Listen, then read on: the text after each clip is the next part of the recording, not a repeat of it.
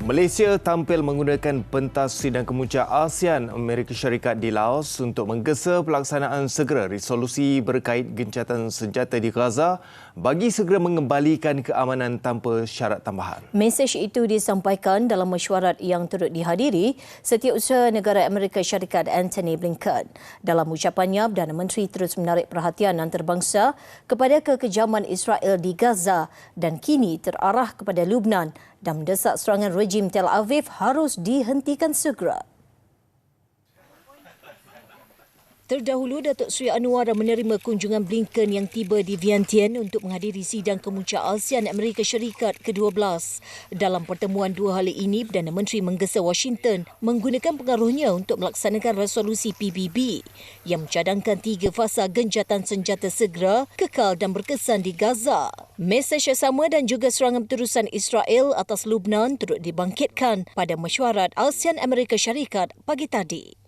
Dan kita tekankan tidak harus ada pengecualian terhadap mana-mana pelanggaran hukum antarabangsa terhadap mana-mana negara seperti mana berlaku sekarang kerana bertindak sewenang-wenang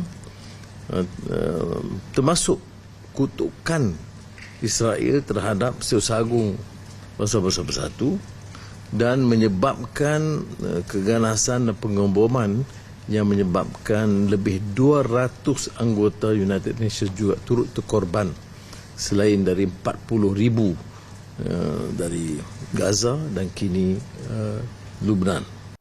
Datuk Seri Anwar berkata Malaysia kekal tegas dengan pendirian untuk membangkitkan isu keganasan rejim Zionis di Asia Barat demi membela ratusan ribu mangsa di situ. Perdana Menteri berkata tanggungjawab itu digalas beliau dalam semua pertemuan bilateral dengan negara rakan ASEAN agar mesej berkenaan disampaikan dengan jelas. Saya sebab tu ambil pendirian, kita harus tegas dengan pendirian kita. Ya. Mustahil dia tidak faham, mustahil tidak dengar. Anak-anak muda bangkit, rakyat bangkit berjuta-juta di kota-kota besar yang menyatakan bahawa keganasan itu sudah berlaku sudah sejak 1947-48.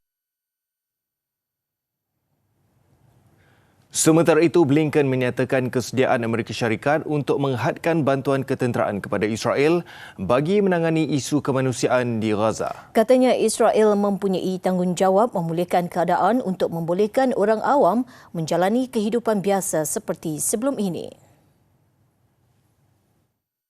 And we all have a strong interest in trying to help create an environment in which people can go back to their homes and live there safely and securely, and kids can go back to school. So Israel has a clear and very legitimate interest in doing that.